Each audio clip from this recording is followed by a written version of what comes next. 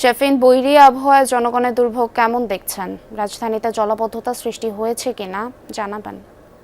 জনগণের দুর্ভোগ চরমে। জলাবদ্ধতা রাজধানীর বিভিন্ন এলাকায়, বিশেষ করে যেসব এলাকা একটু নিচু রয়েছে সেখানটায় বেশি, এবং রাজধানীর যে প্রধান প্রধান সড়ক সেখানে কোথাও কোথাও জলাবদ্ধতা দেখা গেছে। যেমন আমরা মানিক মিয়া এভিনিউতে যে জলাবদ্ধতার চিত্র দেখেছি তাতে যান চলাচলের অনুপযোগী হয়ে পড়েছে এক প্রকার। এবং এই মুহূর্তে যে জায়গাটি দেখতে পাচ্ছেন, তেস্তুরি বাজার ফার্মগেটের সংলগ্ন আবাসিক এলাকা, এখান থেকে যারা চাকুরিজীবীরা রয়েছেন, যারা স্কুল কলেজের শিক্ষার্থীরা রয়েছেন, তারা বাড়ি থেকে বেরিয়েই দেখছেন হাঁটু সমান পানি, এবং এই পানি পেরিয়ে গন্তব্যে যাওয়ার জন্য বেশ অনেকটা ভোগান্তি পোহাতে হচ্ছে।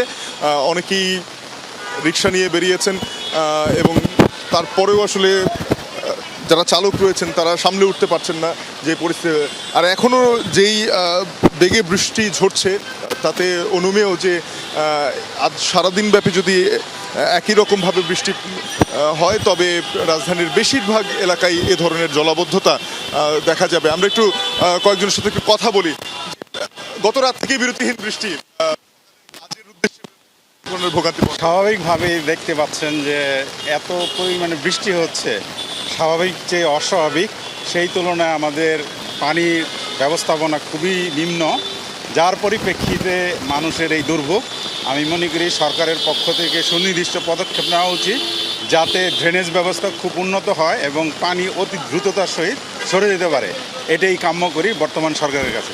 অনেক ধন্যবাদ। যেটা শুনছিলেন, একজন জানাচ্ছিলেন হয়েছে সেই কর্তৃপক্ষরা রয়েছে, তাদের এই পানি নিষ্কাশনের জন্য যেহেতু আগে থেকেই বৃষ্টির পূর্বাভাস ছিল, সে ধরনের কোনো উদ্যোগ দেখা যায়নি। বিশেষ করে নগরীর যে নালাগুলো রয়েছে, ড্রেনেজ সিস্টেম রয়েছে, সেখানেও অনেক ক্ষেত্রে বর্জ্য করে সেই জায়গাগুলো বন্ধ হয়ে আছে, পরে সেই জায়গাগুলো বন্ধ হতে পারছে না, পানিগুলো নামতে পারছে না নালা ধরে, সেই নামতে পারছে না নালা ধরে, সেই